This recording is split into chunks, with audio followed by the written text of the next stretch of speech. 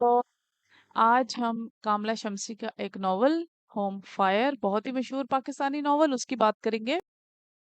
फिर कहा जाता है कि लंदन थिएटर के डायरेक्टर जतिंदर वर्मा ने कामला शमसी से कहा था कि उन्हें update modern version of antigone, जो कि सोफोक्लेस ने एक ग्रीक ड्रामा है लिखा था, का वर्जन लिखना चाहिए। और 2017 में फिर कामला शमसी ने इस पर एक नॉवल लिखा। याद रहे कि एंटीगोन ड्रामा था। ये कामला शमसी का 7th नॉवल है। इसे मैन बुकर प्राइज मिला 2017 में ही, उसी साल ही ये पब्लिश हुआ। विमेन प्राइज ऑफ फिक्शन 2018 में मिला। DSC prize for South Asian literature 2018 में मिला। इसका जो मेन कंसर्न है वो आइडेंटिटी क्राइसिस है। फ्री इनडायरेक्ट डिस्कोर्स उसने इसमें नैरेटिव है।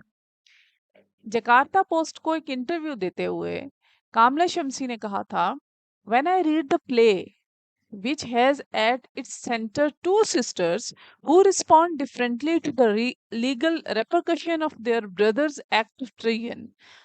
ये प्ले एंटिगोन की बात हो रही है। किस तरह से उसमें दो मुख्तलिफ बहनों ने दो मुख्तलिफ लीगल रेपरकशन सॉल्यूशंस निकाले थे भाई के एक्ट को बचाने के लिए। I knew immediately that I wanted to connect it to the story that was very much in the news at the time, that of a young British Muslims and their relationships with the British state। अब चल ये रहा था कि 2017 में जब ये लिखा गया तो उस वक़्त बर्तानिया में जो मुस्लिम हैं, यंग मुस्लिम्स हैं, उनके प्रोटेस्ट चल रहा था। बरतानवी स्टेट उनके रिलेशनशिप पे क्वेश्चन मार्क कर रही थी। तभी हम इसको आइडेंटिटी क्राइसिस में ले रहे हैं।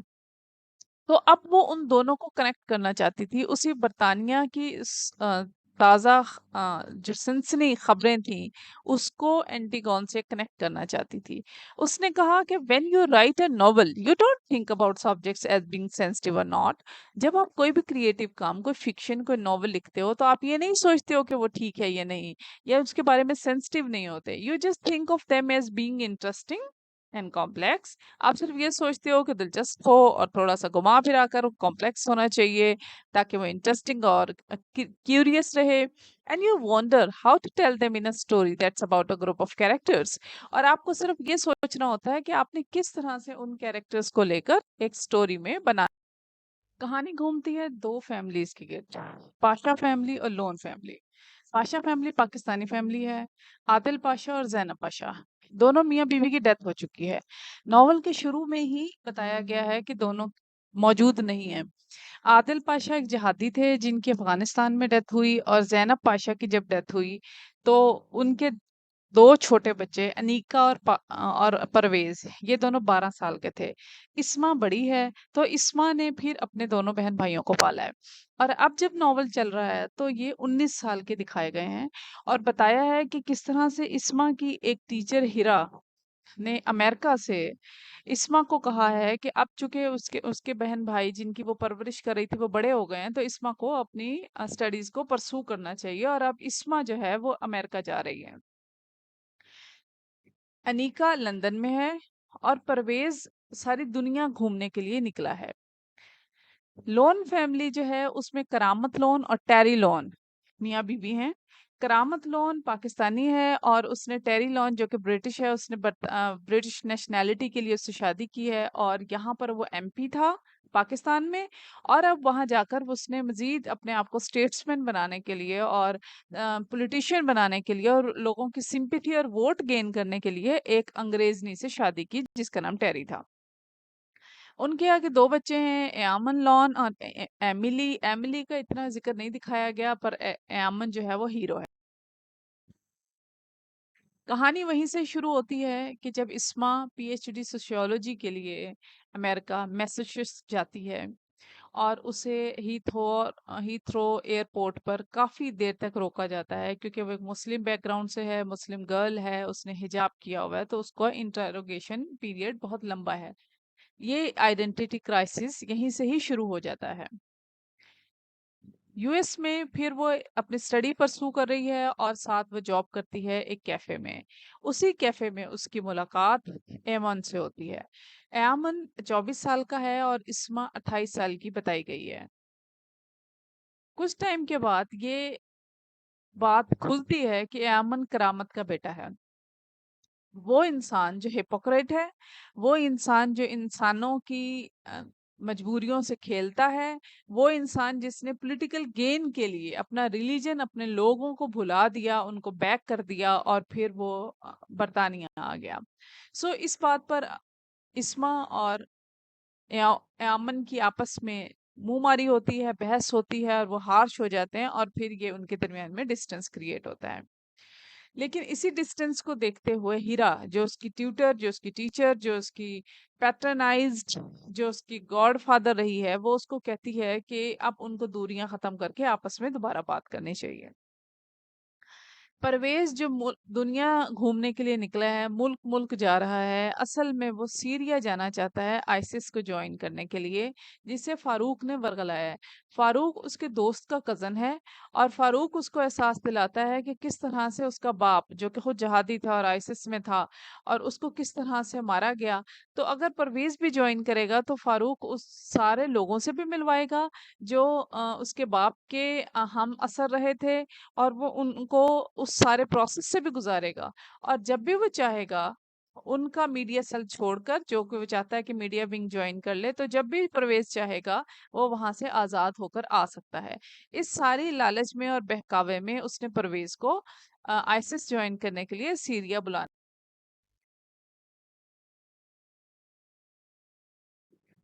इस्मा अपने टीचर के कहने पर यामन से कांटेक्ट करती है और उसको सारी बात बताती है कि किस तरह से उसका बाप एक जिहादी था, बोस्निया में लड़ने गया और फिर बाद में बगराम जिला अफगानिस्तान में उसको कैद कर लिया गया, और फिर सजा में चूंकि गौतनामा बे भेजा जा रहा था तो उससे पहले ही उसको मार दिया गया।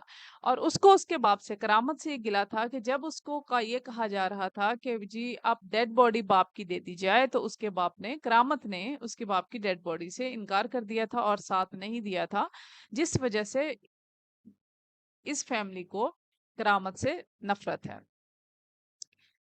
और यही उसने एहसास दिलाने की कोशिश की कि किस तरह से करामत जो है वो इनसेंसिटिव है।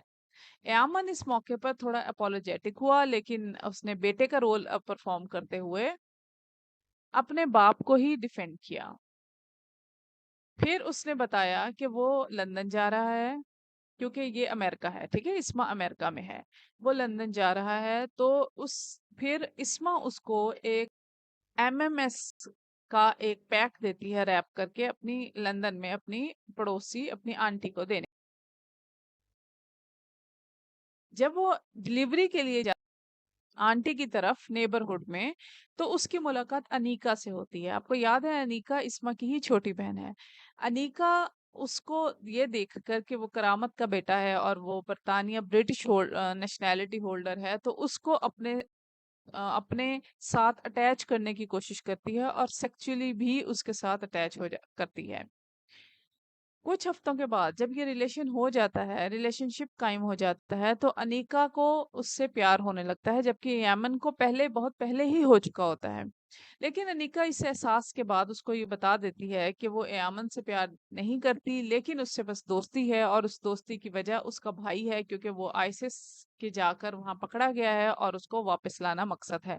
और वो चाहती है कि इसका बाप करामत, जो कि एक स्टेट्समैन है, एक पॉलिटिशियन है, वो उसकी हेल्प करे, जो कि उस वक्त होम सेक्रेटरी बन चुका होता है। एयमन अपने बाप से बात करता है और कहता है कि, और सारी डिटेल बताता है कि किस तरह से अनीका उसकी दोस्त है, उसको पसंद करता है, और फिर परवेज के बारे में बताता है, और फिर उसको बताता है कि करामत जो है वो किस तरह उनकी मदद कर सकता है। लेकिन करामत उसको साफ जवाब दे देता है, उसको डांटता है और उसको कहता है कि पाशा फैमिली से दूर रहे। जल्द ही परवेज को भी एहसास हो जाता है कि किस तरह से उसने गलती की, बहुत गलत फैसला किया आईसिस ज्वाइन करके। अब उसको आईसिस से भागना चाहिए और वहां से स्केप ले लेनी चाहिए। वो अनीका को कॉल करता है और कहता है कि किस तरह से वो भाग सकता है। तो अनीका उसको कहती है कि वो इस्तांबुल, तुर्की में ब्रिटिश कॉन्सुलेट में जाके पनाह के लिए कहे, तो उसको पनाह मिल जाएगी। लेकिन वो जैसे ही कॉन्सुलेट में जाने की कोशिश करता है, फारूक उसे शूट कर देता है।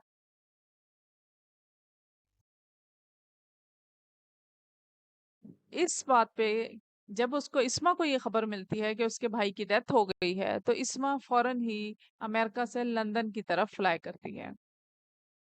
करामत लोन उस वक़्त जब उसकी मज़ीद ज़रूरत होती है, वो इनकार कर देता है डेड बॉडी को लंदन ले आने से, क्योंकि टर्की में डेथ हुई है तो वो लंदन ले आने से इनकार कर देता है। और इसके बावजूद वो मजीद इन्वेस्टिगेशन भी ऑर्डर देता है और उनको पब्लिकली मीडिया के सामने मजीद शर्मिंदा करता है और ये डिस्क्लोज, ये ओपन करता है कि किस तरह से परवेज की बहन अनीका ने उसके भाई को, उसके बेटे को सॉरी गलत तरह से कैच करने की कोशिश की थी। टेररिस्ट भाई और टेररिस्ट फैमिली होने के चार्जेस भी लगाता है।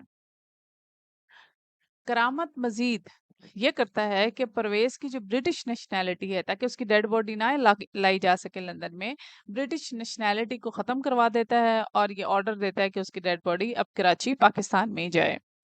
अगले दिन यामुन इस शर्मिंदगी से कि उसके बाप ने क्या किया पाकिस्तान आता है और वो एक वीडियो बनाता है जिसमें वो बताता है कि किस तरह से उसके बाप ने गलत फैसला किया और उस फैसले पे क्रिटिसाइज भी करता है और अनीका को सपोर्ट करता है और वहां पर वो अनीका को अपने फ्योंसी भी।